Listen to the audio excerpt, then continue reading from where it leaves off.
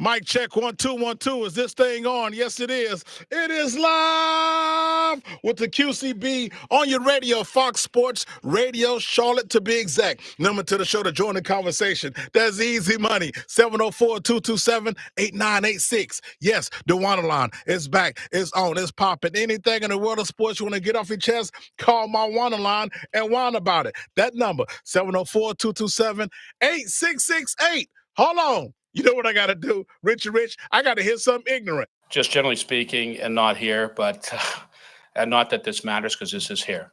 But, you know, in other aspects of my life, we have people for 20, 30 years that work for me. Nobody ever leaves me.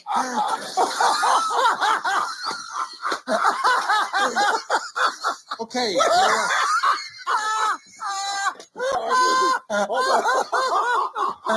Catch my show live with the QCB live on your radio station, HD Channel 2. If you got one, you got all of them. I'm talking 95.1 HD2, 97.9 HD2, 104.7 HD2. I think that's it, right? I think I'm missing one. Yeah, at HD2. The signal is stronger than Morning Brown. It's stronger than Malcolm Jamal Warner cheekbones when he was on the Cosby's. It's stronger than Mark McGuire cheekbones in 1998. It's stronger than Arnold Schwarzenegger was in the movie Commando. It's stronger than Kurt Russell was in the movie Big Trouble, Little China. My HD2 signal, 101.9 HD2, is stronger than Sylvester Stallone was in the movie Over the Top. Come and find me on your radio station, HD2, like Indiana Jones found those kids in the Temple of Doom, okay? Also, just listen to my show live online at foxsportsradiocharlotte.com. That's and download the app. Easy money. Leave a comment on my Twitter page. We live on Twitter at RealQCB. Instagram, we live on Instagram at RealQCB. Facebook, we live on my Facebook page, The Real QCB. YouTube, hey YouTube people, go to YouTube, type in The Real QCB right there and subscribe. We live on my YouTube channel as well. Hold on, I got to hear something ignorant. Just generally speaking, and not here, but and not that this matters because this is here. But, you know, in other aspects of my life, we have people for 20, 30 years that work for me. Nobody ever leaves me.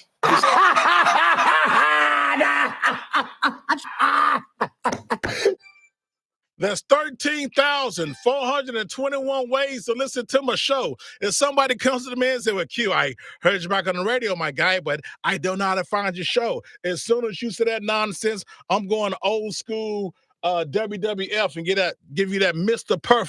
Perfect plex right where you stand. Man, we got so much we're getting into today. Right with me today, I got my man Richie Rich. Here, my man Richie Rich on Saturday morning from 8 to 11 on About Your House, the whole crew, Hacksaw, Richie Rich. What's up, man? And what's up with you? What's going on, Q? Good to be here, man. Richie Rich gonna do what happened on this day back in the day. Also, my man Richard Walker, representing CarolinaSportsHub.com. What's up, man?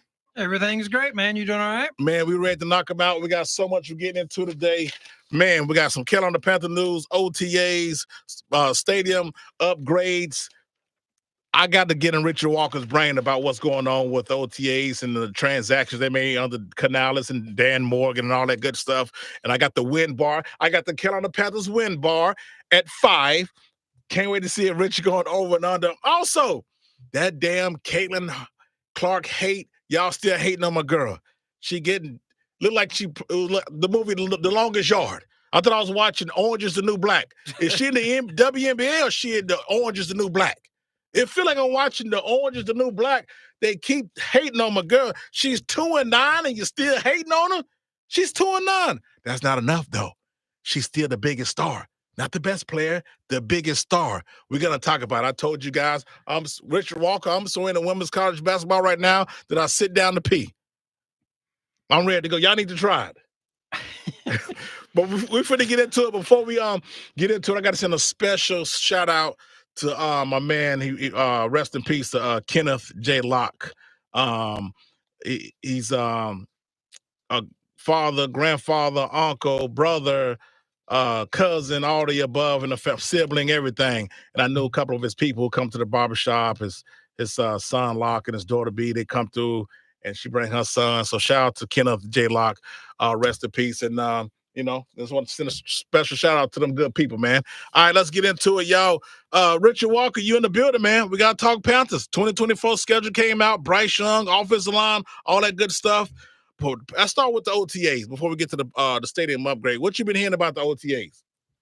Well, obviously, there does, at least for public consumption, appear to be an offensive coordinator with more modern thoughts on the passing game to enhance what Bryce Young was doing. I wasn't so much a Frank Reich hater a year ago, but Young was not the kind of quarterback that he was generally successful with. And it was almost like putting, you know, a 70s, 80s, 90s classic football coach with a new style quarterback and expecting it to work. And then it's gotten worse since that even happened, because we've heard about how there were moles within the organization almost out to, I mean, Frank Reich had no chance to be successful because I guess Tepper hired a guy that he didn't realize wouldn't want a small quarterback and wanted a taller quarterback like an Anthony Richardson type. I mean, I don't quite understand why you would make that hire when you knew that was the quarterback that you were intrigued by. But obviously they hired Reich before they went and did all the quarterback visits. And obviously Tepper, for whatever reason, became enamored of Bryce Young. And I'm not saying Bryce Young isn't worth all that, but as you pointed out many times, Tepper's judgment on football matters has not been the best so far. Hadn't been the best so far. So, I mean, I know OTAs, they're going to go on for like another week, I think, something like that. Right. And obviously you're going to hear all these platitudes that, oh, he's better than we thought. Everybody's progressing. Nobody, you know, barring a false step type injury situation, everybody's healthier than they expect. And you can't, I mean, until you really get on the field and see actual bodies flying around, it's hard to know. And I still have my question about the Bryce Young situation is, I do believe this quarterback based on his, I mean, this coach based on his track record with recent quarterbacks like Geno Smith and Baker Mayfield does appear situated. I'm talking about Dave Canales, to put Young in a position of success. But, you know, I was a big Bryce Young fan in college. Yes. We've not seen it in the pros. Right. So I hope we do see it. But, you know, what do you do if he struggles again this year with this guy? Well, what's the next call? What's the next? And presumably, if that were to happen, they'll be drafted high again and maybe get a top pick and have a chance at the 2024. Well, here comes Shedeur Sanders Caleb if that Williams, happens. Drake May, whomever. You know. So the Bryce Young, it's funny you bring that up because what's been happening this past off season, you know, let's just say, sake of argument, what's this June the 3rd that opening day, Thielen's still here, okay? You add him with Deontay Johnson, so that's 2 Pro Bowlers right there. And then you bring in Leggett from a Gamecocks. That's funny, I'm a Gamecock, my son going to Clemson now. That's crazy. But you bring in Leggett. So from that standpoint, Richard Walker, does he have weapons now? Because can we throw that out the window?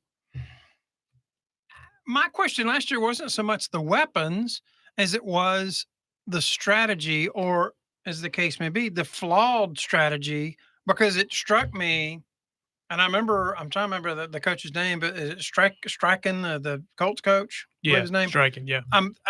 Because I run quotes working for Associated Press covering the games for the visitors, and it was almost saying the quiet part out loud. Well, we knew that the Panthers wanted to keep Young in the pocket, so we felt if we got middle pressure that we would bother him. Well, if it's that dadgum easy, of course he's going to struggle. Never mind, he's a rookie. Right.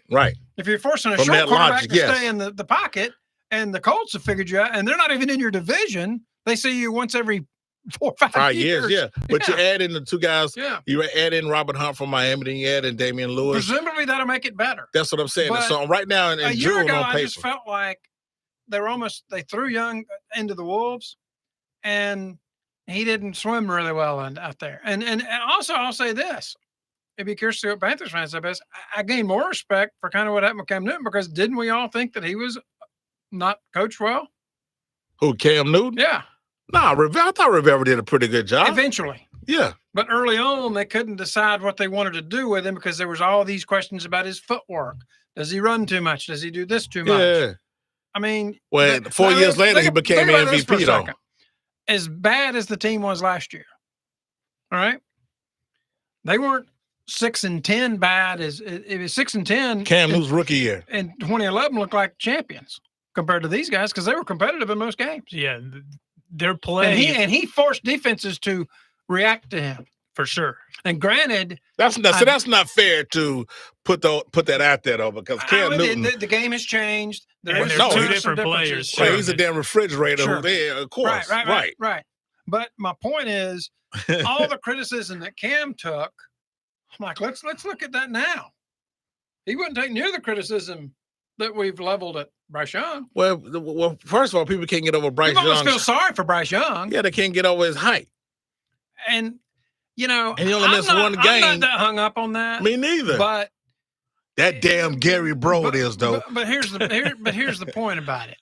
If you're gonna have a quote short quarterback, you might want to hire a coach that's used to doing something with short quarterbacks. Frank Reich wasn't the guy. Yes. And perhaps, I don't know, a novel idea might be to roll the pocket, let him move around, kind of like what he did at Alabama when I saw him be successful.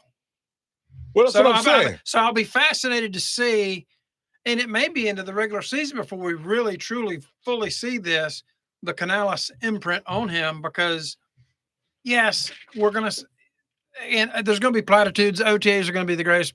I mean, it's all 32 camps feel this way right now. Everybody's unbeaten. Everything's great. Even in the preseason, barring major injuries, you know, even if you have a 3-and-out series, you say, well, you know, we ran the plays we wanted to run. They probably knew it. It was scripted, blah, blah, blah, blah, blah. It won't be until the first couple of games of the season that we have a real strong opinion on where Young is or if he's growing. And it may take end of the year because with Geno Smith, that's the one that's kind of a wild card for me for Canales, because Geno Smith was considered almost out of the league. I thought it was out the league. Right. Yeah. He was like came out of nowhere. Huge resurgence. Yeah. Is coaching turned him around, or did Seattle support him to help make him better? And I'll give this to Seattle because it was when Pete Carroll was running the show. He was the guy that replaced Russell Wilson, who was a very similar quarterback. So Seattle had some experience with quote unquote the short quarterback. Right. And we saw how it Baker worked out for him. Mayfield obviously had some success in Cleveland. He even had some success here, but it seemed like he was ill-suited, or the coaches were ill-suited to coach him based on what their game plan was and what his skill set was. Right. And I thought that again last year. So, but his guy last year is the head coach now for the Panthers. I also think last year the supporting cast around him was way down. So to your point, I don't want to. It's a long-winded answer, but it does appear. It does appear that the receivers are better. But yes. In the history of this organization and the history of a lot of organizations, the tight end has always been set up to be the safety valve. Right. It was for Kerry Collins, Wesley Walls. Yes. It was for DeLone. Cam Newton originally with Jeremy Shockey and Greg Olsen. DeLone, not so much, but Steve Smith and Muhsin Muhammad. Yeah, but you still, who's the tight end for? Who's the tight end? Well, they had Chris Mangum. You had some we were missing a name. Dante Rosario. Hell no. Maybe you had some guys that made some plays. I don't know, but yeah. I know what you're it talking about. It was Walls, right? I guess I'm thinking Walls. Wesley Walls. Walls was out of the mix by then. I remember the receivers more than I remember the tight end. Ricky Prohl, Muhsin Muhammad, Steve Prohl, Smith. I thought they had a tight end that was just sitting there too as well, but maybe I'm missing out someone. Okay. I guess it was Mangum. Had Brad Hoover. Jermaine Wiggins, Chris Mangum, and Marco Battaglia were the It was none of those. It was none of them losers. So I'm saying they weren't as geared to that as they were with young quarterbacks. I'm just thinking. I'm thinking Walls. My point is the young quarterback, Kerry Collins. They signed Walls. That was a big signing. I know, but Richard Walker, when Hurst came here, Cam Newton, they tried to help him with 2 tight ends. Well, Young, they did nothing. Well, and then Cam's favorite target was Olsen anyway. I'm saying, but and then when they do get Hurst, they don't utilize it. Well, that's when he got here. I said this should be when they go to Wofford, they should be roommates. It should be Hurst. Guy, that should be your guy when you do your check downs. Or if Ian Thomas, who's here, is your guy, then deal with him. Yeah. Whomever, or Tommy Trimble. I mean, if tight end is an important position, you got to have some chemistry with him. It still is. It seemed like Young threw to them no different than anybody else on the team. Well, it's still an important position, and I mean, Hurst is still here, right? He ain't went nowhere, right? I don't think. I think he's still here. Didn't he stay a free agent? I think he's still here. I'm pretty sure he's done here. Yeah, I don't think he's here. I'm pretty sure he's done. I mean, the guy's had so many concussions now. I think they said he had some brain issues already. The Clippers, the Chargers. He's with the Chargers now. Damn. Yeah, he's not here. So now you got to start over at tight end again. You got Tommy Tremble and Ian Thomas, and who'd they draft? Ian Thomas been here like 4 years. Ian Thomas has been here way too long, considering the production he's had. Well, but they try to make him a blocker. All right. So all in all, when we talk about with the Bryce Young situation and his weapons and all that, so how confident you feel with the offensive line moves and what happened? I had a heck of a lot more confidence last year because at least I knew. Damn, wait a minute. More confident than last year? What Reich was about, and they didn't let him do it. That was my concern. Nah, I agree with But you saw what Canales did with, like you said, Geno and Jatavian Sanders is the 4th round pick that they drafted tight end. We'll see. We'll see if it was a tight end. Texas, right? Yeah, a tight end has to emerge out of camp. So we're going to see what happens. Form of passing game. Yeah, we're going to see. But as far as the tight end go, if it's Leggett and the other receivers, and you incorporate tunnel screens, and I mean, Kurt Warner never had a big tight end passer, but he had a short passing game because they would run the tunnel screens. Because Troy Holton did that at NC State, and he was well equipped to do that. And Isaac Akeem was good at that. Bruce was more of the beat 'em deep guy. But I mean, there's different ways to run the offense, and I'm just kind of curious. I'm assuming Canales will quickly study how Young did and his comments about how, hey, we looked at the draft and we did feel good about him on the teams he was on. Gives me some hope that he'll figure it out, but it's a blank slate right now. I have no idea what he's going to do with him. But as far as having people to throw to and a better offensive line, I know it's June. I'm just saying. You would presume. Yes. What I'll say is it does seem, at least as we speak today on June the 3rd. That's what I'm saying. That the coach is in charge of the offense and the reclamation project that is Bryce Young, with an offensive line and some skill players designed to help make him.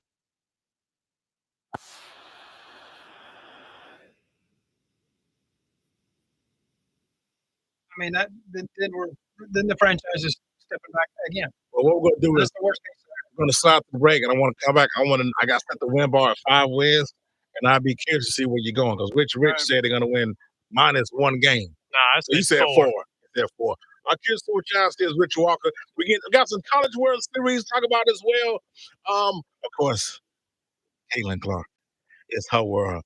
And we just, hey, Rich, don't do that. They led with it on first pick this morning. It's Kennedy Carter's world, and we're living it.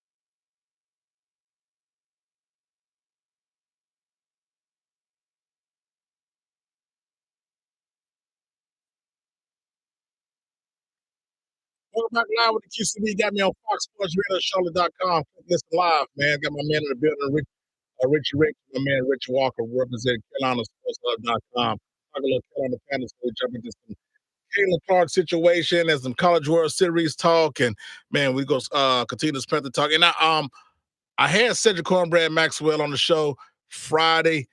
Of course, it's Boston Celtics. We'll talk a little NBA Finals, Boston Celtics in the NBA Finals, of course. And Cornbread Maxwell came on.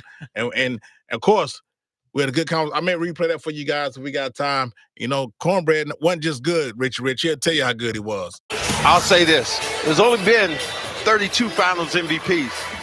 And damn it, I'm one of them. Okay. That's still one of the best. On national TV. Richard Walker, Panthers win bar at 5. What you got? Over or under? I'm going to go over, but I'm not really convicted to it. Yeah. Here's my point. It's still June 3rd. I think there's a real good chance 2 years ago happens again in the NFC South. 2 years ago. What happened 2 years ago? When Steve Wilkes and the eight, crowd, they 9 wins. They almost stole the division. Ooh. Because when you look at the schedule, here's the problem they're going to have, and it's going to make me look terrible for saying this, but the second half. If you go at New Orleans, where you at? Chargers, okay, at Vegas, Cincinnati, at Chicago, I look at 0-5. Then Atlanta, where are they by that point? Have they bailed on Kirk Cousins? Is he healthy enough to come back? And then after Kansas City, you've got Tampa Bay at Philly, Dallas, Arizona at Tampa, and at Atlanta. And you and I both know as Cowboys fans that if the Eagles and the Cowboys go belly up, there's no telling what happens in those two games. Yeah, that's true. And if Tampa Bay and Atlanta have given up, there's winnable opportunities down the stretch. And Arizona, who knows what they're going to have. Okay. So I think, ironically enough, I think they're unlikely to win the first 5 games, but I think they have a chance to win any of the last 6 games, which is crazy to think of with the team that is coming off a 2-15 season. See, I'm total opposite of you because I think they're going to do well the first half, but them last half, Kansas City, Tampa Bay, Eagles, Cowboys, Cardinals, Tampa Bay. Yeah, but Falcons, you're assuming that you're assuming that Tampa Bay, Philly, Dallas. You think Mayfield's going to have another good year though? Because you look at his career historically, it's kind of every other year when he's had it, and he falls off the next year and then he bounces back. Well, I think what's going to help him is he's in the NFC South. Well, that's you get to play bad teams but 6 the point games that I in a would year. make to support Richie Rich on is Tampa Bay was projected to be a rebuilding year last year. Right. That's what I'm saying. They kind of screwed They up. gambled. Yeah, they gambled. Yeah. Their salary cap wasn't set up for them to be good. And now they end up overpaying probably Mike Evans for the market, although Justin Jefferson's contract makes it comparable. Yeah, it's crazy. I mean, does Evans continue to produce at that level? For Tampa Bay's sake, I hope he does. But he's been his whole career. He's never There's not had a 1,000 1,000-yard season. contract, and they had kind of tore the team down post Tom Brady, thinking, well, we'll take a chance on this Mayfield guy, hope it works out. And then they end up working out and they end up paying him back. Yes. So what else have they been able to do to restock their team that was very shaky to begin with and won arguably the worst division in the NFL last year? And the Saints aren't sold on Derek Carr, obviously, either. No, I don't know. I don't know who is. And Cousins, it'll be interesting to see what he looks He's like the coming off of his Achilles. Yeah. I think Cousins, that just, he's coming back opening day. He should be opening day ready, correct? Supposed to be, yeah. Right. So, Kirk Cousins in the regular season gave 10, 12 wins anyway. And he has people around him. He has people around him. The point that I would him. make about it that gives me pause, and granted it was 25 years ago, when Dan Marino came back, he always talks about his nimble feet that avoid the pass rush were never there again. Obviously, technology's better, but does Cousins rehab? Is he a quarterback that? And he's never been like a fast running quarterback either. Well, but also the thing about Cousins is Cousins doesn't get sacked a whole lot, same as Marino. So there is a quickness factor for sure that the twitching muscle that is the Achilles is valuable for. He's able to escape it some. And how and how does he navigate that? And does he have some PTSD about the injury with the pass rush? And does Atlanta protect him? And Atlanta's kind of shown they're not totally sold on him. For sure. So there's an element of who knows what. Surprise in the draft, Michael Penix. Right. They drafted another quarterback. So, and then again, like I said, Philadelphia and Dallas are going to be, they're all in or not. And by December, when the Panthers are playing them, if they're having a grease fire year, the Philly fans will turn on them if the Panthers score first. That's all you got to do up there. In a bad Philly year, if you're an opponent, just go into Philly and score the first touchdown of the game, and they turn on the Wait a minute, Reggie. You really looking at this Panther schedule and thinking this first half they can squeeze out. At New Orleans, I don't see how they win. I just don't see it right now. New Orleans is a better football team than Carolina on day Vegas one. is bad. With Washington, you don't know what you're going to get. That's Washington's bad. I think Vegas is the most winnable. Denver's bad. Well, Vegas is an unpredictable game too. Yeah, Denver's bad. I don't know who their damn quarterback is. Bo Nix, who's that quarterback? Right. I'm with you. That's what I'm saying. They're bad. But do you trust this team going on the road and beating anybody? Especially out west, too. They're the only team. You got the altitude in Denver. I think they're the first team since. Please, with the altitude. Just smoke some weed. You'll be all right. I think I'm right in this. The Panthers are the first team that never led in regulation. Right? Yeah, I heard that too. Yeah, I heard that in the history of the game. Yes, that's crazy. That's insane. Even the Tampa Bay Bucks. They were the Yucks. God, you talking about last year, right? Yeah, last year they won on the last second field goal. The 2 wins they had. That's what I'm saying. And we talked about that. It was 9-7. Yeah. It was horrible. And then then Bryce Young kicked C.J. Stroud. This team has shown no ability. They're lucky they didn't go winless as bad as they played. They're one of the worst 2-win teams I've ever seen in my life. Well, that's what you get. Yeah. You're boring, and we use the term. I know I use it a million times. You dumpster fire. Everything's bad. So now I feel like they made some moves enough, and I set the bar at 5. You went over. I'm over. Rich is 1 game under. So I was going to go over because I think the second half of the season affords more opportunities than we have to think about now. Than the first half. That's good. That's the second half. There's a lot of hypotheticals. I just think that the winnable games in the first half are on the road, and this team has not shown them any ability to be. I mean, what was the most competitive road game they had last year? At Atlanta? Early in the year? Yeah, it was like 28-20, something like that. Yeah, I mean, they were very competitive on the road. Them home games going to be tough. So at New Orleans, at Vegas, at Chicago, at Washington, no one's scared to go to. I'm not scared to go to New Orleans. But this team, Miami, they had a good quarter. right. That was the best road game they had. Yeah. Nothing about New Orleans scares me.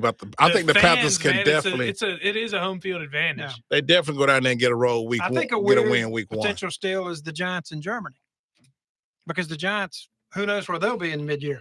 Well, they're in a terrible place right now themselves. Exactly.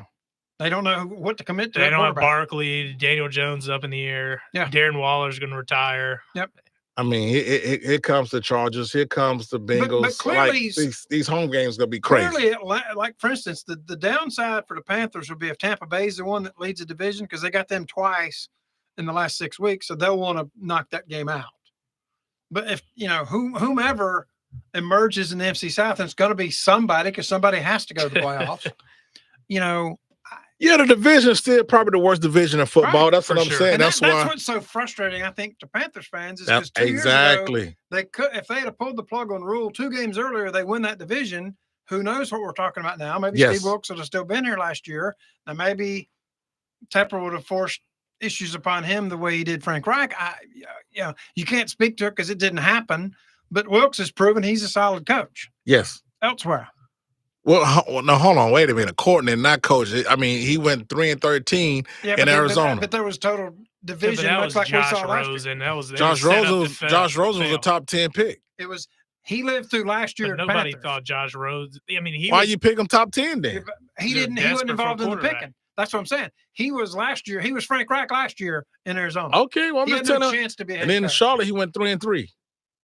But had a chance to win the division. So what's that 6? But the locker room at least rallied around him and looked motivated to play. And they were competitive. That's half the battle. Was that 6-19 as a head coach?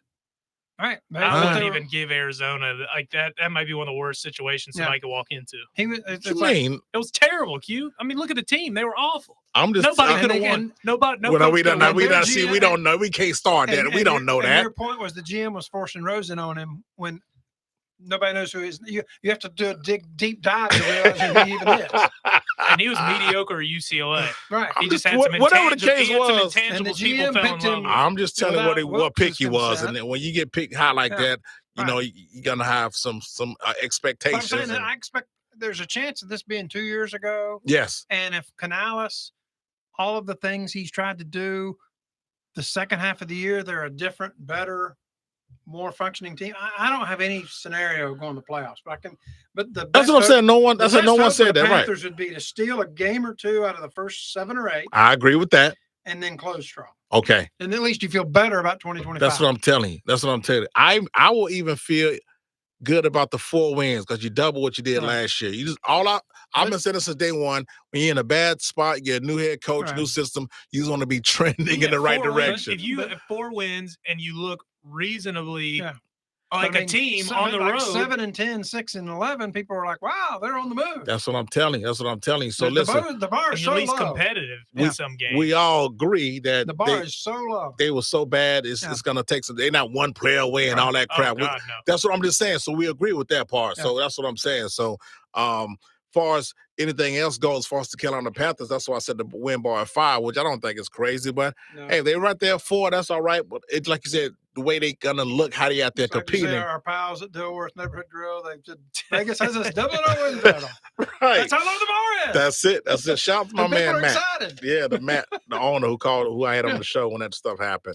I mean, it's too funny. Yeah, so you can't make it up. You can't make it up, man. You can't make it up. Dude walking in there and just taking people's hats off. So speaking of Tepper, what's the news about the Panthers stadium upgrade? The city is being asked for $650 million. Now, can we trust David Tepper on this? Well, I don't want him talked about this before. Yeah, he's got to win some of these. Yes, Rock Hill, I'll give him a pass. I've heard both sides because I think the governor botched it purposely because he went no funds. Period. But the agreement before the documents, I was in that damn meeting. But I handed Tepper the pen. But the governor didn't fulfill his end of the bargain either. Did he take your skull cap off when you did it? Had a toboggan on. Here's where I'm at, and I'm gonna say this with a caveat, and I've said this on your show before. Yeah. If you're Charlotte and you're gonna spend taxpayer money, millions of dollars, right? How in this world, with the ACC across the street from the actual stadium, are you not buddying up to the college and saying, "No, let's see, is it Final Four?" ACC tournament, which Spectrum's going to get, it appears now several times. Big events. Why shouldn't we try to get the Super Bowl? Jacksonville got it. Why can't Charlotte get a Super Bowl? And that involves at least some ability to cover the arena or the building. I get it. He wants it to be outdoors, but with technology of today and the fact that they're willing to grass the field for Euro Cup teams to come in. Yes. Tells me that there is a possibility of that, but that's the city needs to negotiate that deal. I think there's something in there that it said it was like 15 to 20 years too, or maybe 15. Right. They have to stay in the city also. But the guy that couldn't cut a deal for the soccer project out at East Lamar, that's what I'm saying. To have a whole lot of faith and confidence in, because I think the city was trying to give that land away. Yeah, they're doing something to it now. What? Not even a mile away, 2 miles away, over at East Mac, near East Mac High School. I mean, I don't quite understand that one, but okay. Well, it's just another move Tepper's made that's questionable and head scratching. It's like, man, what the hell are you doing? Well, I will say this: based on these plans, he's wanting to do some combination of what the Steelers have got and the Cowboys have got in the Cedar Street. What is it? Is it Fourth Ward? Is that what that Fourth Ward? That quadrant. And they've kind of poked around with it with the bubble that they've since torn down, but they're going to, I think, redo it. Okay. And have some practice because the ability to practice indoors makes sense because of opponents and weather. I'm hopeful that it'll happen, but it strikes me as pie in the sky. And it's almost like, how many years ago did we talk about the Hornets were going to do that? Well, Michael Jordan, and now there's a whole new ownership group. And as far as I know, there's not been any ground broken to move the transportation center out of where they're going to move it. And as you and I know, the epicenter is Ghost Town. Yes. So if you can't make that happen, right, and that's right in the middle of Queen Charlotte City quarter now. Right. Right in the middle. Well, I mean, there's certainly an available opportunity for the Hornets to create an atmosphere in an area that used to be vibrant. Absolutely. So, and then now Tepper's got an opportunity to make an area that's maybe not used to be vibrant, but not Deadsville, breathe life into it. But before we get to the Hornets, you said something about we was talking about the Panthers. So what would be a successful season for the Panthers? Like I said, I would think a couple of wins, you steal early, close strong. I think 5, 6, 7 wins. So what do you do with Icky? Keep him at left tackle? That'll be an interesting call on Canales' part because, again, we're going to speak in platitudes. Yes. OTAs, you're not blocking anybody. Right. I would presume this would be my take on it. If he has the same offensive kind of blocking strategy that the Wilkes crowd had, Icky will do fine.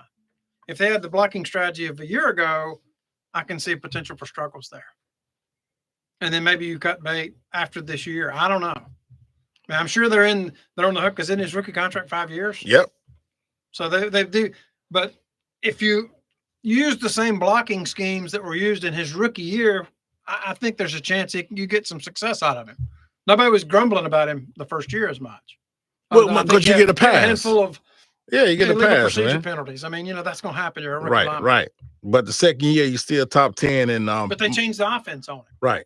And I don't know that did you ever get the sense that it looked like a Keystone Cops operation out there? But it was drafted. Other than maybe Adam Thielen sometimes being open and Deontay Foreman sometimes running well, I thought Bryce Young was running for his life the whole year. Well, of course he was. We all agree with that. Exactly. That's what I'm saying. That's why they were forcing him to stay in the pocket right. when his skill set or his success at Alabama, such as it was moving around and somewhat, not being a Fran Tarkin and scrambler, but moving the pocket. And they didn't do that. So, and again, we've heard the dysfunction. The reports are out there. They can't all be wrong. You know what I mean? Right. And there's an element of there's some truth to it. There's some truth to some of them. Right. 704-227-8986. Talking Kel on the Panthers. My man Richard Walker in the building. Rich. So Richard Walker, you said something about the Charlotte Hornets. They got the new ownership, new hire under the new ownership with Charles Lee. You know anything about Charles Lee? He's got high marks from everybody. Right. First time. If you asked Cornbread about him, what'd he say? Oh, Cornbread liked him. Cornbread, of course, he knew of him. The first time. Here's the interesting thing about him as a Hornets beat writer since they started. Yeah. First time they've not announced and made media availability of rookie. Wow, this is the first time. But that's kind of the wave of nouveau metrics GM guys. I guess they feel like they're giving away too much information if they tell the other, not that like the agents are always talking, but I guess it dampens. There's some cloak and dagger to it. I don't know, but it's the first time in the history of the franchise that they've not regularly sent out emails. Hey, today we're having these 4 guys in there, 3 guys or 2 guys or however many. So and comes in and media availability is at 11:30 or whatever time it is. No one really knows anything about the new ownership. They could have worked out 50 people, or they could have worked out 4. Right. I don't know. I don't know what they're doing. And then, of course, I don't know anything too much about the ownership. All I know is, the way the NBA is acting right now with these coaches, especially the Lakers. They find successful coaches. They 1 year away from winning the championship. Well, I've got something on that with LeBron. We're going to talk about that. That crybaby. My take on it, and I still say it because I think I said it last time I was on with you at the end of the season, was they, according to the people I've talked to, listened to what Clifford wanted. Okay. Because think of the trade deadline. That was not moves that Mitch would normally do. They made them. Granted, unfortunately, as with everybody on the Hornets this year, somebody got hurt. 2 or 3 of them got hurt. But they gave themselves a chance to be competitive and were. Look at pre-trade deadline, post-trade deadline. I can think of only 2 or 3 games they were just totally non-competitive. Mm-hmm. And even in the last game in Cleveland, which Cleveland kind of established where they wanted to be. It kind of threw the game. But both teams, it was a G League game. At least the Hornets guys right. Nick hard. Smith had a great game, and JT Thor. And Clifford could have handled that differently. But sure. He could have said, "Hey, by God, I know in my last game, I'm gonna play balls out with all these guys," and he let the starters and the veterans that they wanted to rest and played the young guys, and the young guys came through for him. Granted, in the scheme of things, a meaningless game, but it just showed me Clifford's basketball IQ is going to be taken advantage of with Jeff Peterson, and they've got a past history. And I also think too, and I it's just my gut tells me this, I think it finally sunk through to Plotkin and Schnall. Michael was a terrible owner. Mm-hmm. He didn't know what he was doing basketball-wise. Mm-hmm. He may have had some good community programs. He might have had some decent outreach issues, but he didn't know what he was doing basketball. He's a knucklehead when it comes to basketball decisions. I mean, the decisions, and we're seeing it like, again, the streak's going to continue. Somebody's going to win a championship this year. It's a former Hornet. What's that number at? Well, they missed 1 year about 3 years ago, but it's like every year but one since 1990. Damn. Ish Smith was the most recent example. Former Hornet finna get another ring. Right. That's crazy. And then the PJ Washington thing now is a worse trade because who you gonna get for his first rounder? I know, but people looking at that, it's easy to say that now. I mean, he was here for a while. He was just on a bad team. And he's motivated. Yeah, that happens in sports. So another guy from a bad team goes, except for my Phoenix Suns. Bradley Beal came to Phoenix and was quadruple garbage. But anyway, that's another story. But yeah, I'm happy for PJ Washington. Went there and he's playing absolutely on the Jason Kidd. Well, he wasn't forced to play center. He wasn't forced to do things that he couldn't do. And I'll say this too. Hornets fans have wrung their hands so much grumbling since the last good team in 15, 16 with Batum. Batum and PJ Washington are a lot alike in that their value isn't going to be a big scorer. Sometimes they can score. I think PJ shows up more than Batum, though. But PJ has 6-point games too. Though. He has 6-point games too because PJ's not a give me the ball and get out of the way type of guy. But if you give him a chance and square him up and he's wide open in that shots corner on the tee. But Batum was just not showing up a lot, way more. But you're going to pay Batum $200 million because that's what the market bears and expect him to turn into something he's not. I'd rather have PJ Washington Batum. But the problem with Batum's decision was you took all the guys that made him good. By your own admission, he was a connect the dots player. So if you take away all the dots, of course he's not any good.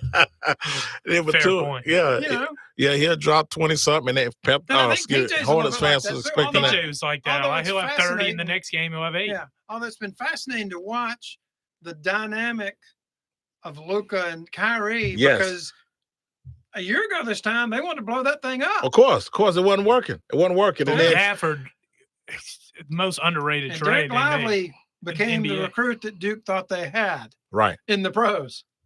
Well, he didn't so much do that at Duke, but he is now fulfilling the high expectations, and I think we're going to see some of that in these ones. If he can stop getting hit in the damn head, messing up his neck, I'm like, maybe, but I'm saying we're going to see that in the one and done era, right? And I think you're going to see guys that go, really, he didn't do any of that stuff at School X. Well, there's less pressure when you're the number one prospect, and then you're drafted in the 20s. Right. And the whole thing's working out with the Mavericks anyway because Kyrie has been so focused on just basketball. And he's been healthy. No off the court issues. I think Luka's really dinged up. Not even. Well, His injuries may be the difference in the next series. Yeah, he's just playing hard. That's what you do. You play hard. Porzingis coming back. What's he going to look like? Is he coming back? That's what they're saying. He's going to be back in the finals. Is he coming? We'll see. Yeah, we'll see. I think Dallas is the better team than Boston. But I think Boston will try to make Luka move around more than he needs to exploit his. Because I think he's an off-season injury waiting to happen, surgery. Drew Holiday is a great defender. Right. Yeah. They got enough defenders to throw at him to frustrate him. But you got to pick your poison on that too, because Boston isn't really blessed with a bunch of defense-first guys, but they do have. Yeah. Well, coming back after the break. Rich, what happened on this day back in the day? And I'm definitely gonna play that Cedric Cornbread Maxwell interview I had. We're talking NBA Finals, so we're gonna throw it to Cornbread Maxwell. Keep it locked right here, Fox Sports Radio Charlotte. And don't forget, we're talking Caitlin Clark too. I wish Caitlin pick up something and knock the hell out of one of these oranges, the new black heifers. Leave her alone, man. Mess with my girl, man. Damn. Let's talk about Mike Kennedy. And don't forget, Live with the QCB is proudly being brought to you by RBC Wealth Management. All right, let's go.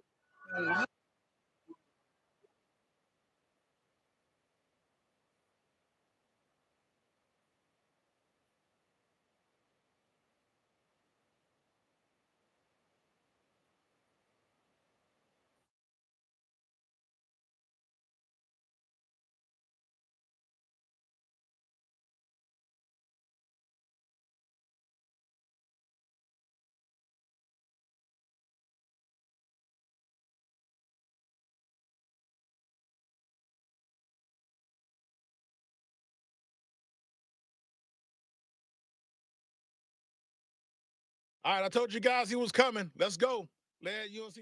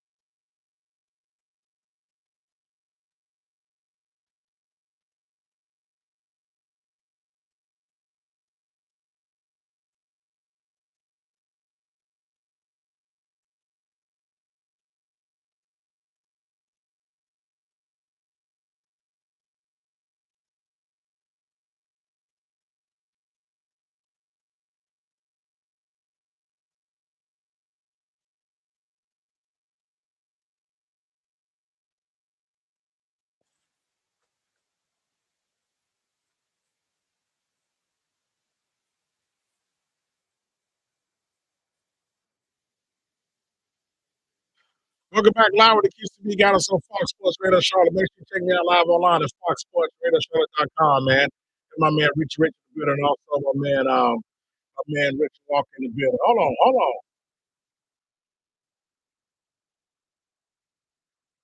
Okay, yeah, that's the old Eric Starr. I don't know about that.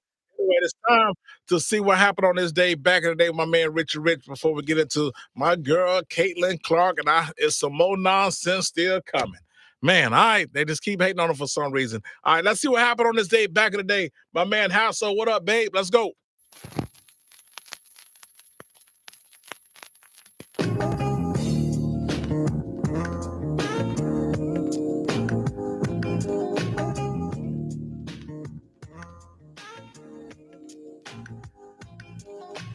Back in the days when I was young, I'm not a kid anymore. But some days I sit and wish I was a kid again. Back in the days when I was young, I'm not a kid anymore. But some days I sit and wish I was a kid again. Back in the day. Rich, what happened on this day back in the day, babe? On this day, June 3rd, 1984, Magic Johnson made NBA Finals record 21 assists. Damn. The Los Angeles Lakers beat the Celtics 137-104 at the Forum in Game 3. The win gave the Lakers a 2-1 series lead. However, Celtics won in 7 games. Damn. This was the first matchup in the finals between Magic and Larry Bird. You know, the historic rivalry that everybody talks about the 80s. Obviously, they met in the 1979 national championship in college. Michigan State, Magic got the best of Larry. And that's still the most viewed college basketball game of all time, I believe. Yeah, behind Caitlin Clark. Go ahead. I think it's number 1. It is number 1. Bird was the rookie of the year coming in. Damn. Okay. And obviously he was rookie years before that. Yeah. But he had a little more success this rookie year. The Lakers broke through in the 80 finals, though, with Johnson earning finals MVP honors for his Game 6 performance. When he started at center for injured Kareem Abdul-Jabbar, right? Yeah. He was a rookie that year. Mm-hmm. Bird won a championship in 81. Then Magic led the Lakers to the finals in 82 and 83. Damn. Winning in 82. So that sets the stage for this finals, all right? Okay. The Lakers finished the regular season 54-28, number 1 in the West. Breezed through the playoffs. The biggest test was against the 6-seed Phoenix Suns, had Walter Davis, Mo Lucas, Larry Nance. In the conference finals, Celtics finished the regular season 62-20 that year. Damn. First place in the Eastern Conference, challenged by the 5-seed Knicks in the conference semifinals, but winning 4-3, and then they'd go on and beat the Bucks in 5. The Lakers beat the Celtics that year, both games in the regular season. Lakers were known as Showtime due to the run-and-gun style offense with Magic Johnson, Kareem Abdul-Jabbar. You remember Showtime? Well, yeah. I mean, it had nothing to do with they own the Jerry Buss knocking boots with everything that moved. Well, that series was good, by the way, Showtime. Yeah. For people that don't know what Showtime was, basically it was you get the rebound, you kick it out, and Let's go. And Magic Johnson just dribbles it and makes a pass, and they score. I mean, hey, it's man, fast break at its finest. Don't disrespect my audience like that. They know what the Showtime Lakers is. Well, man, there could be some young people knowing, man. Because Showtime's a network. Right. So it is fascinating, isn't it? I like that, yeah. Team was coached by Pat Riley. Yep. Took over for Paul Westhead. Yep. Style of play was After Magic got originated him by fired. Jack Ramsey. That's right. Yeah, he did. Magic Johnson, you bastard. Lakers had contributors, though. Michael Cooper, Yep. Byron Scott. Hot socks. And Byron Scott, Jamal Wilkes, who was injured, unable to play the finals, and James Worthy, North Carolina. Goggles. Celtics, Larry Bird, Kevin McHale, and contributors such as, I don't know if you know this, 81 NBA Finals MVP, Cedric Cornbread Maxwell. Cedric Cornbread Maxwell. If you didn't know he was a damn MVP, guess what, ladies and gentlemen? He damn sure will tell you. I'll say this. There's only been 32 Finals MVPs, and damn it, I'm one of them. Could have said it better myself. Ron Parrish, Eddie Andrews, many times in the chance he can get. In the grocery store, I don't know if you know this. Oh, man. Him and James Worthy still don't like each other. There was some beef with that, man. I see more footage. Why you talking trash about cornbread, man? But that's how 30 Lakers. for 30 was really good. They had on the last. He did. Lakers Celtics, two most historic franchises. Yes. The Celtics won 10 straight championships, 12 of 13, and 9 of 10. And they were champions in 60 to 9 of the 10 championships. That was Red Auerbach, all that. Yeah. Everybody knows that. Okay. And they beat the Lakers, majority of them. The Lakers couldn't beat them. Man, belt to ass. And that was the biggest thing that haunted Jerry West, too. Was he couldn't get him to hug the big Celtics. Good sleep. They portrayed that on winning times. Yeah, I don't know how accurate it was. Freaking out. Throwing trophies through windows. Come on, man. You're scaring little Genie Bus. Oh, and the secretary in the Dynasty Showtime winning times Lakers, she played Maisie in Uncle Buck. Really? Because Kevin, what's my man name? Home Alone. Kevin McAllister. What's his real name? Yeah, man, he was in Uncle Buck as the brother, and Miles, and the little sister name was Maisie. And Maisie, grown up, she was in the wintertime, played the secretary in wintertime. I'm a damn movie buff, but go ahead. Go ahead.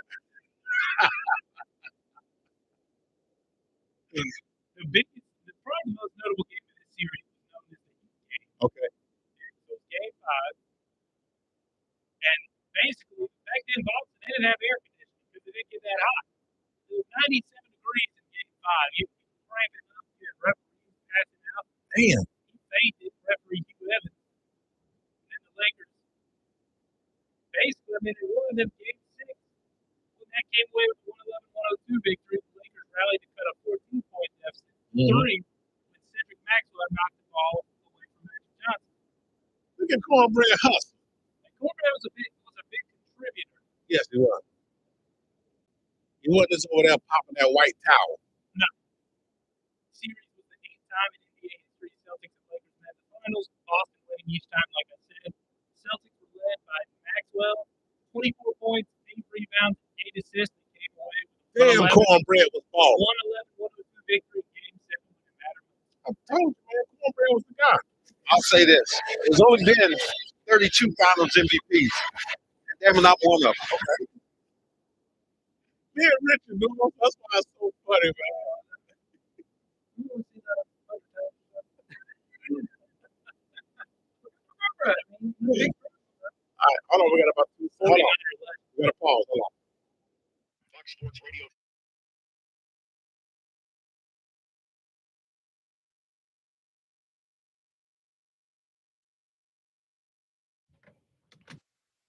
And like I said, man, to wrap it up, Yeah. Biggest rivalry historically in the NBA. Of course, man, of course. 2 most successful franchises, Lakers, Celtics, tied for first with 17 titles. Played again in 2008, Celtics winning. 2010, Lakers won. 80s murder, Magic, Celtics, Lakers rivalry is known to have been the biggest contributor to turning the NBA into the wildly popular and profitable league it is today. Also, shout out Michael Jordan, but they are what made it profitable. Absolutely. Magic and Bird. Yeah. So Q, let's go, Q. Let's go. That is Rich taking me to school. Hope you enjoyed on what happened on this day back in the day. We'll be right back with QCB. We're going to hear from Central Cornbread Maxwell, man. Keep it locked. Fox Sports Radio Show.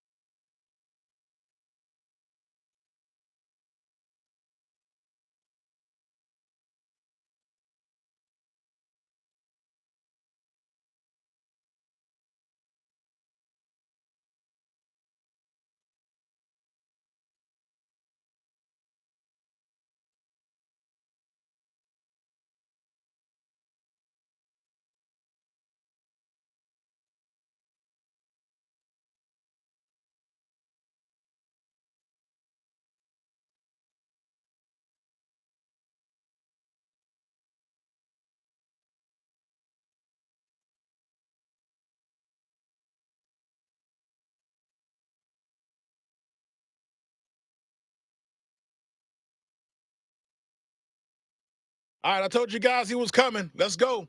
Let UNC Charlotte.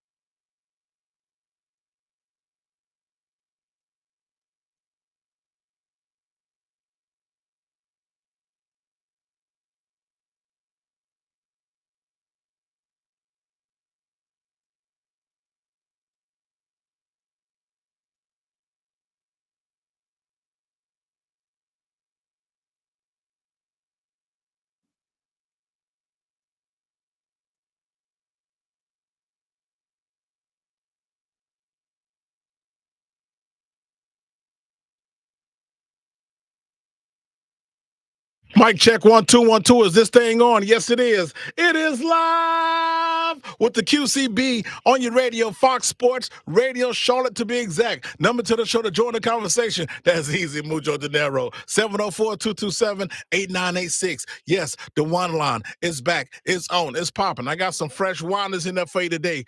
That number, call the one line. Talk that trash. Get it off your chest. I want to play them around 5:30-ish. That number, 704-227-8668. Catch my show live with the QCB live on your radio station, HD Channel 2s. You got them. You got them. The signal is so strong, it's stronger than morning breath. It's stronger than Malcolm Jamal Warner cheekbones. It's stronger than Arnold Schwarzenegger in the movie Commando. 1047 HD2, 1019 HD2, 979 HD2, or 951 HD Channel 2. The signals from here to Fraggle Rock. You got it. I'm telling you, it's a strong signal. Check it out. Also, catch the show live online at foxsportsradiocharlotte.com. Click Listen Live, download the app. Easy money. Okay? We live on my Instagram page at Real QCB. We're live on my Twitter page. Follow me at Real QCB. Leave comments on YouTube. Leave a comment. Follow me right now. Look inside the studio. The Real QCB. Facebook. We live right now on Facebook. You can see all these handsome men. Then we handsome. We ought to go on tour. Preach, Q, preach. Right here. That web address also is the Real QCB, man. There are 13,425 ways to listen to my show. If anybody come up to me and say, well, Q, I heard you back on the radio, pal, but I simply don't know how to find your program. As soon as you say that nonsense, I'm going old school WWF, give you that Mr. Perfect Plex right where you stand. All right, I told you about my man, Cedric Cornbread Maxwell. We're talking about the NBA Finals. It is getting kicked off later this week. And also, after the interview, we're going to do the one line and do a little Caitlin Clark talk before we get out of here and some College World Series talk. We'll try to squeeze as much in as we can. All right, let's go.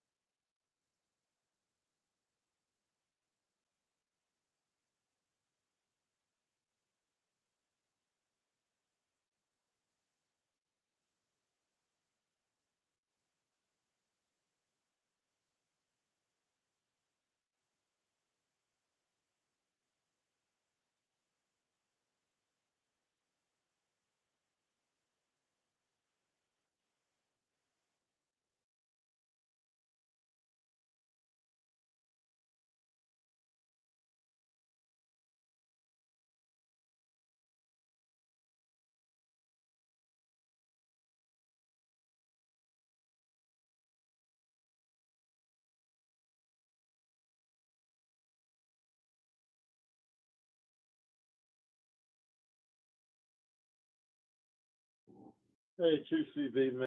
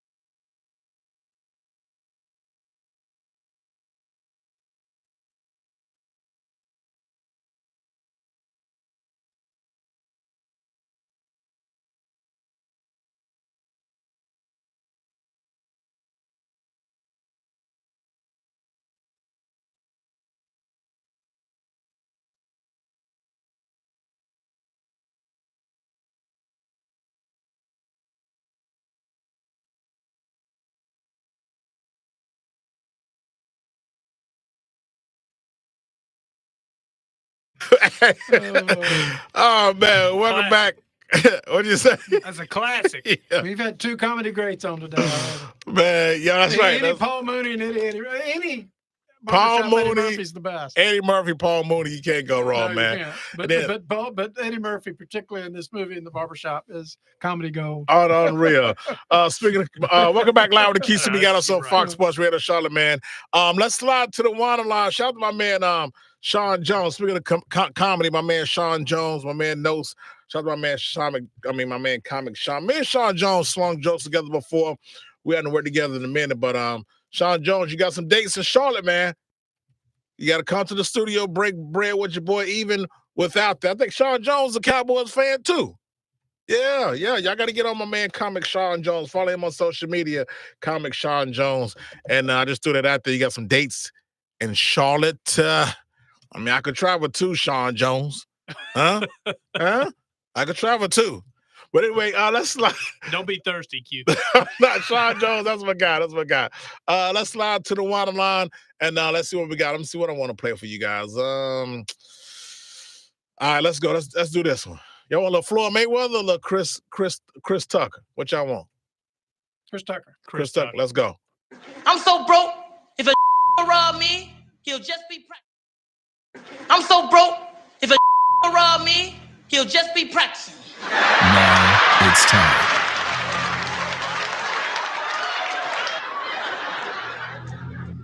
Fox Sports Radio Charlotte presents. You can't even be a thief no more. Everybody's a thief. Other day I robbed a store, came back out, and stole my car. It's live with the QCBs.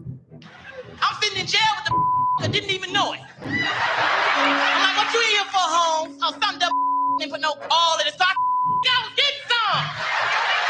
Damn, what is that? I gave you a run down. I robbed some one time. I made a mistake and robbed my mama.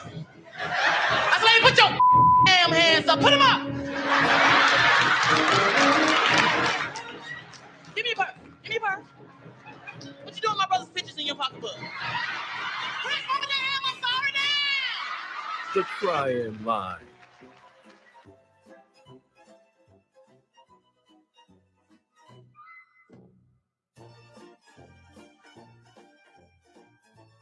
Q McGee said he didn't watch the game. My opinion of Caitlin Clark has not changed. Let's go. She's a decent player, but all the hype they're giving her is unwarranted. You think about it. You've got several players who came before her. Did they get all this hoopla? I'm just going to throw out a couple of names. Lisa Leslie. Diana Taurasi. Candace Parker. I'll admit, Caitlin's a good player. And yeah, like you posted and said, they are coming at her. That's what they do for new players. They come after you. You supposed to be the best thing since sliced bread? Prove yourself. She has not proven herself yet. I like her game, but she is not on the pedestal that they're putting on. That team, Aaliyah Boston and Kelsey Mitchell, are the truth. Those are some ballers right there. Caitlin Clark, maybe in some time, but you can't expect her to come half court and put it up like Steph Curry. Can't do it. Those ladies will not allow it. Again, I hate to say it, but she is not the player you're trying to make her out to be. And please, get up off the toilet when you urinate. That is unsanitary for a man. Peace. Okay, McGee. Well, I'm going to disagree with him a little bit. Go ahead. I went through the early years of the WNBA because the Sting had a team, and I Thank you. And the buzz that she is receiving is comparable to the buzz that all the Dream Team girls got. Yep. Lisa Leslie among them, Dawn Staley. Yep. Cynthia Cooper. Those Cheryl types. Swoops. And Cheryl Swoops. They were great We players. was there with that. Yeah. And I also say too, whether she is or isn't up for the hype, she does enter as the NCAA's leading scorer, whether you want to disclaim or dispute it because of the COVID year that she got. But back-to-back Final Fours. And why can't people let her be the Larry Bird to Angel Reese's Magic Johnson? And that's it. I mean, it's raised the profile of the league. And here's my question about it, though, in a vacuum. We didn't have social media or day and night sports highlights. Yep. I'm going to assume that Magic and Bird and pick any rookie that came into the league in the quote unquote old days. Yeah. They got hard fouls. Right. I mean, there was a book written about Jordan rules. Mm-hmm. Jordan, the Lord knows, got a bunch of hard fouls. Ruling Tom Jonovich. One team in particular, the Pistons, bad boys, beat the hell out of it. Yep. So it's not, are we overreacting because it's female sports and some people don't want to deal with that? Possibly. But, the ratings are what they are, and they're better for the women's game than they've ever been. Yep. I'm still probably more of a men's basketball fan, but I get why there are people interested in women's basketball. And we lived it in this town because of the game she played in December or November, the season opener when they played Virginia Tech. I mean, people are excited about the women's game and her in particular. So let it play through and see what happens. McGee, did you get all that? And another thing to add to that, she have been hitting Steph Curry's long threes. She don't do them every game, but she has hit some. So she's gonna have her bad games, like I said before. She's gonna be continue to get her ass kicked for record-wise and physical in the WNBA. I just want to see how she handles herself as far as pouting, body language, press conference. And let me tell you this: she's been at every post-game press conference. Angel Reese lost to her the other night over the weekend. She was nowhere to be found. But guess who was sitting there? Caitlin Clark. Bad attitude. I haven't seen Caitlin Clark display a bad attitude, but I've seen other people against her display bad, taking cheap. And there's one thing irks me. She need to hit the gym. You could be, you know how many guys throw cheap shots at each other in a National Football League? Warren Sapp threw a huge cheap shot at a guy for the Green Bay Packers, damn near ruined his career. So her going to the gym. Albert Hainsworth stepped on a man. Right. Cheap shot. Has nothing to do with the gym. People say ignorant, she need to go to the gym. It's a cheap shot. It had nothing to do with how big she was or small she. I'm telling you, man, the conversation I've been having with people with Caitlin Clark stuff has been ridiculous. I will say this. Yeah. The fact you've been having those conversations are something that hasn't happened before. So she is that big. The appeal is there. You said it. The appeal is there. No one said the best player in the WNBA, the GOAT, and all that stuff. That's absolutely nonsense.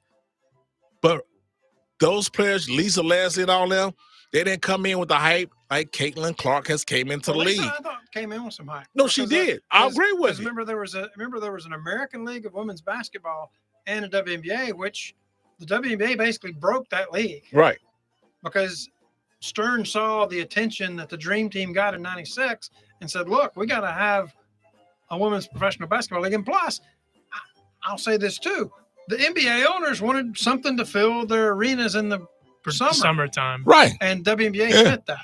That's exactly why there's a bit of a price disparity, because they're paid a percentage where the NBA guys are paid for a full year because the women's players are allowed to go overseas. Now, will that start changing now?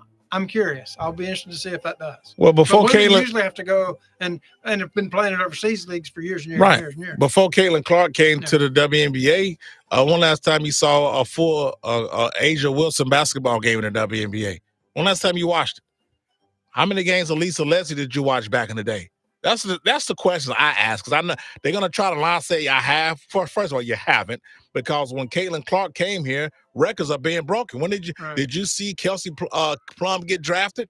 Tarasi get? We saw the highlights on SportsCenter, read about it in the bottom of the scroll, but the ratings, she keeps breaking records. That means something, folks. I don't know. It's just an appeal star thing and hype. The numbers don't lie. That's all it is. Shohei Ohtani is the face of Major League Baseball. He has yet to play in the postseason. All right. Of course, he's going now, but and he's pulled an entire country into Major League Baseball. Thank you. Shohei Ohtani is the face of baseball. Barely speaking English, right?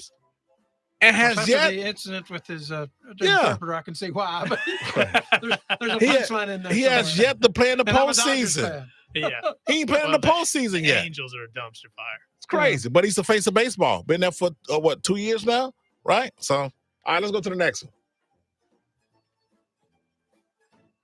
Hey, Q, Chicken Wayne, Cowboys Live, always live. TJ Swan, may he rest in peace. Look, quick call for all this hoopla about Taylor. Let's just calm down, man, and let her play. It's another rookie in the league, Angela Reese, you know. Cadosa. There's a lot of rookies in the league. Let's just let her live, man. She's good. Not saying anything about it. She's not good. She's a great player. And yes, racism is still alive. But it's a lot more great players that's in the NBA right now. And one of them, the number one player in the WNBA, I'm sorry, I said the wrong thing. WNBA is Breanna Stewart. Adrian Wilson. Come on, man. What are we talking about here? John, Kelsey Plum. Let's talk about the champions, man, who won instead of this girl who's not going to win a ring and hasn't won a ring at all. She's ringless. So what? She can score points. I know plenty of players in the NBA can score points and don't have rings. So what? Hey, man, get over it, man. There's other people in the WNBA besides Caitlin Clark, man. Let it go. Shot Boys Live. Out. Chicken Wine. That may be one of the dumbest whiners I've ever heard in my life. Are you kidding me, man? It's a lot of all she does is score points. So what? I will say this. The fact that she took Iowa to the championship is impressive enough. She didn't have anybody around her. What's she supposed to do? Rich, is unreal how people don't get it. South Carolina has WNBA team damn near every year. Every year. They got a Hall of and she sent South Carolina home. The addition all of she her, had was Kate Martin. And Kate Martin was like, people didn't know she'd make the WNBA team. This is the part that I will say. Man, this is unreal. The addition of her and Angel Reese, however you spin it, to that league led league officials to go, you know what? Yeah. We have to do private planes now. We can't provide security in regular airports because there's going to be such a buzz. Now, why they didn't do that with Angel Wilson? She didn't have the appeal, the popularity. Right, right. Alyssa Thomas. And that was somebody that won. They did do it with Kennedy Carter, though. She was big. Everybody swarmed the airports to her. That's what I'm saying. So well, Matt, now. I don't know why they're not giving it up for Caitlin Clark. And again, we all talking. No one said anything about being great and all that. Now, he just said she was a great basketball player. Somebody else told me that she was trash. You see what I'm saying? Like, what's going on with people, man? We know there's other players in the league. People just get upset when it gets constantly talked about. People just get tired of hearing about it. That happens when you have a phenom coming to. Correct. You either love Victor, him or you hate him. what about with Victor? Yeah, Wembanyama. There's a lot of people that don't like him. Right. There's a lot of people that love him. Hold on. How his team do? They were awful. Right. But he showed that he was a prospect. But it's a team sport. Like that's what people don't get. You're not going to come in and just beat 5 people by yourself. Generally, yeah. My man Hassel told me that. That's where it speaks really well of Magic and Bird that the first 2 years in the league, one won it 1 year and one won it the next year. Exactly. My man Hassel said Victor Wembanyama came in. He was on a horrific team. But you know how much hype came with him? Oh, yeah, tons. That's what I'm saying. No sense LeBron. They got to understand it's a word called marketing. Okay, if you the WNBA commissioner, I forgot her name, man, you so happy that the season, I know it's tough on them, but Final Four, Caitlin Clark's in it. And then the draft broke. Everything she does broke her records. When she go to an opposing team, it was the first sellout the Seattle Storm has had since the year 2000. The Atlanta Dream had to move to a different arena to accommodate. Thank you. Now, why they didn't do that when they played Adrian Wilson 2 years ago or last year? Or Diana Taurasi? That's what I'm saying, folks. We just talking about right now. It's gonna die down, but right now, she's the biggest star in the league. That's all we saying. Same thing with Deion Sanders. We're not saying she's the best. We're saying she's the biggest star. Why is that hard to understand? Why ain't you talking about the other people? She's the biggest box office attraction. For sure. Right. I don't know why that's so hard. People can't be this dumb. They can't be this dumb. They can't. They can't be this dumb. Well, there's always been the fight I can't believe the athletic world to keep athletics merit-based. It's kind of like they don't understand. It's unreal, dude. Like think about the subjectiveness that we live through with music. There are people that you and I would never see, and they're going to sell out Spectrum Center because they're they're marketable. I'm not going to see. People love Drake. I don't see it, but people love him. He's marketable, so I mean, he's going to sell out. To each their own. Yeah. I'm not going to see something called Sexy Red. Oh God. Right. See what I'm saying? I'm not going to see that. Yeah, people want to see Jelly Roll, a tattooed face country singer. Sexy Red was on NXT, and guess what? NXT got the best ratings they got in years. That's what I'm saying. Marketing, folks. Marketing. We talking about marketing. And she can hoop. Oh, yeah, for sure. How dare somebody call Caitlin Clark trash? Come on, man. That's idiot. Trash? Boy, I tell you, boy, all right, let's go to the next one. We know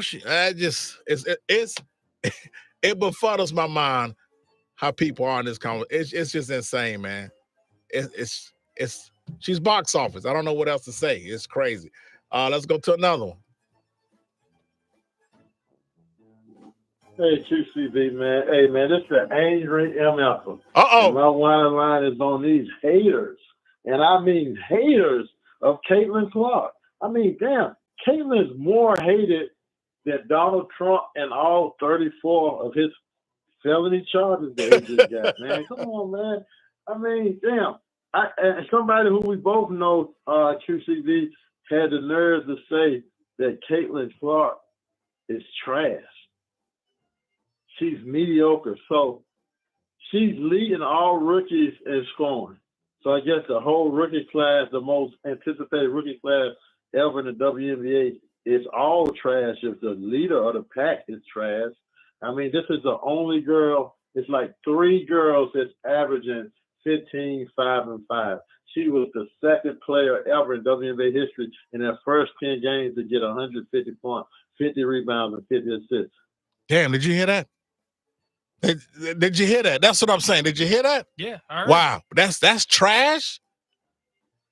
I mean to pause you. I hate to jump in right there. Keep going, Angry MF. But, man, I mean, black people are holding her accountable like she had something to do with slavery. Like she was hanging up Confederate flag, man. Come on, man. Dang. Quit hating on Caitlin Clark. I don't get it, man. It's crazy, man. I'm just sick of this, man. Damn. Hating, I mean, for no reason, man. And I mean, damn, man. Is she the first white woman to experience racism? I'm joking, but damn, man. Hey, that was awesome. I mean, I don't know. I mean, that's just what it is, man. She's a good basketball player. She was the most popular basketball player in college basketball, men or women, the last 2 years. And led a team, like you said, hour to 2 straight Final Fours. And 2 straight runner-ups, I believe. Right, and they had the first time she got there, she sent home South Carolina, who hadn't lost a game in 2 years. She dropped 40 on them, and then she sent home Angel Reese, and Angel Reese got revenge from the year That's prior. what I'm saying. So what are we doing?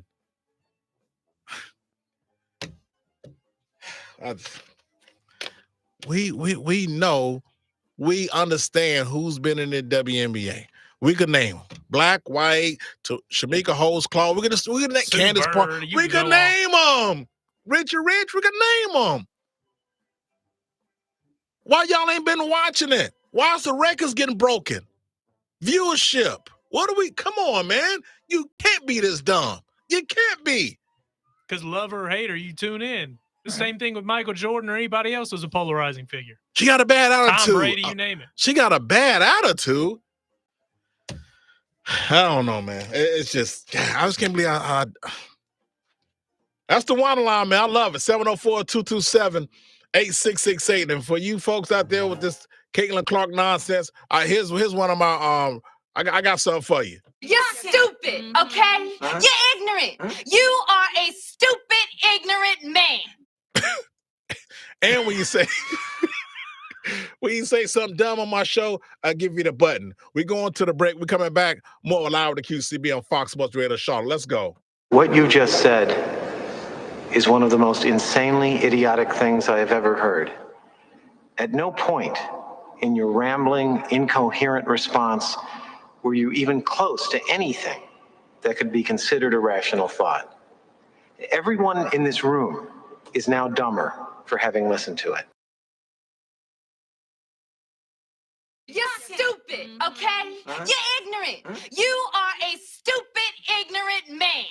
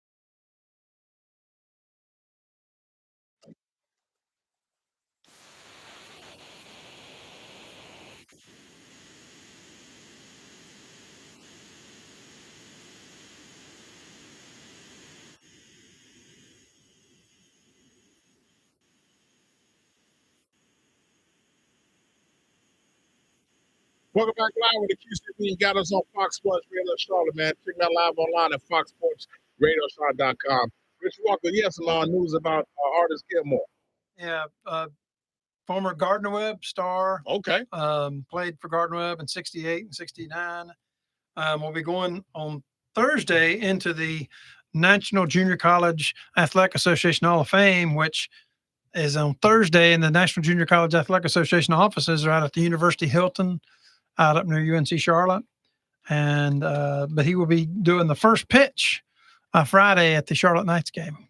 So I'm looking forward to getting to see artists. I talked to him when the NBA All-Star game was in town. They had a special day for him in Bowling Springs, my hometown. I moved there after he was gone, but he would come back for basketball camps. And I remember fantastic pickup games, watching him play. And then I'm looking forward to seeing some guys that played with him. George Adams was my first big hero growing up. That was Gardner Webb All-American back in the late 60s, early 70s from Kings Mountain. He and George and Artis are real close friends and always have been. But I believe Artis is now a radio color commentator for Jacksonville Dolphins basketball. That's what's up, man. That's what's up. I gotta get him on the show, man. That'll be a good have a conversation with him. And Artis Gilmore, I remember he had that one, the Ronald Reagan haircut. When are we going to get afros back? Huh? Can we bring afros back? We got to get that. Jared Allen's got it. We need more. Yeah. That ABA, man. We may need to get the afros back. Awesome. Yeah, we may have to get that. Kentucky Colonel legend. Yeah. Well, I don't even see an afro. Where is it? In the shop getting the king That damn LeBron James continues to be a coach killer. He's sneaky that way. He's sneaky. sneaky. Talk about a bad attitude. Yeah, right. Complaining after every call. All these guys in the NBA. Well, I didn't distinguish him from others, but I'm just saying he's going to have his 10th coach in 21 seasons coming up. Successful as he's been in the NBA. He's so talented he can get away with doing it that way. How many 10? He's going to have they're going to hire his 10th, and it looks to be his podcast buddy. Let me tell you something. JJ. Yeah. I think that would be a horrific hire. I think that's going to turn some of the players in the locker room off. I agree with that because What's worse, him getting to hire his podcast buddy or his son being in training camp? Because I think that we're headed in that direction. Well, no, Bronny James staying in the draft. He's definitely going to the NBA. The watered down as weak as the NBA is, low management. And like I said, if Giannis' brother could be on the bench for 4 years and make over $2 million and average less than 1 point a game, choose to keep him. I mean, Giannis's brother, I can sort of get it because you're Milwaukee, small market. You're terrified your star's going to leave you. Yeah, I would have said on the context of someone on the roster who don't deserve to be there. But do the Lakers need to do that to sell tickets? Hell no, they don't. But it's going to happen. He's going to end up playing with his son. Lakers are going to waste a pick on Bronny? Absolutely. I would like to be wrong. I would like to be wrong. Say, damn, you know what? First of all, he's going to the NBA. You know what it does? The Pelicans deferred, right? So they got the 17th. The first year of a 2-day draft. That's true. It inherently guarantees second-day ratings. Oh, damn. Because the first year, yeah. Some people have even said, though, he might sneak in the first round. I'm appalled by that. Guy had like 5-6 points. I'm telling you, that wouldn't surprise me, man. As weak as the NBA is, that wouldn't surprise me at all. It wouldn't surprise me, but it is just borderline insanity. It is. It's asinine. We'll see. It's the weakest draft in years, so we'll see what happens. Please hire JJ Redick, because I don't think LeBron ever win another championship He's in LA. He's a good coach, but he doesn't want to play for a coach that tells him to play defense. That's what I'm saying. So he's just do that, get that powder all in the commentator's eyes and whatever that is, and rub his damn chest out and point fans to get fans out the ring. Yeah, he just of course. But and get fans thrown out. And I said this Friday, I like how Luka got back at the fans. You whoop the team's butt. You want to talk? We can talk trash back and forth. Luka didn't say, "Hey, he said something about my aunt. He ain't getting nobody thrown out." He was talking trash back to him. Cuss, no middle fingers. No throwing the ball in the crowd. I'm just finna put up 25 in the first quarter and shut you up. That's it. That's how you get back in the fans. I will say though, man, some of these fans are out of line. Oh, please look at you. Some of them are, man. If you yell now this was not Luka that another, but some of these, if you yell a racial slur, that's out of line, Q. Well, yeah. I mean, I don't know how many I'm verbally saying, calling us. You know, I get it. Yeah, well, that's but I don't think so many of them are doing that right out the gate. No. Same when Jackie Robinson was playing now. Oh my God. Yeah. Right. So I'm just saying that's how you get back at your fans. So back to LeBron James. I remember the interview with Rachel Robinson after the 42 movie came out. And she said, well, what was it like in the stadium? It was worse than they portrayed in the movie. Oh, of course. Absolutely. Sure. It was crazy what he went through. Because they didn't want to go but so far with that. Right. Man, that's insane, man. But I tell you what, I appreciate everybody coming on the show today, man. Appreciate that dope one line we had. And man, just listen. Take a breath with Caitlin Clark. She's a marketing machine right now. We don't know how long it's gonna last, but she's the biggest star, and that's it. No one said about best player, but she can ball. She's not trash. Again, people are idiots. Richard Walker, Rich, I thank you. Thank you, Q. All right, that's what's up. Enjoy it, man. All day. All right, live with the QCB being brought to you by RBC Wealth Management. Enjoy the regionals and super regionals of the College World Series and the NBA Finals, all right? Keep it locked. I'll see you guys right back here Friday live with the QCB Fox Sports Radio Charlotte. We out, son. Kayla, Kobe, take me home.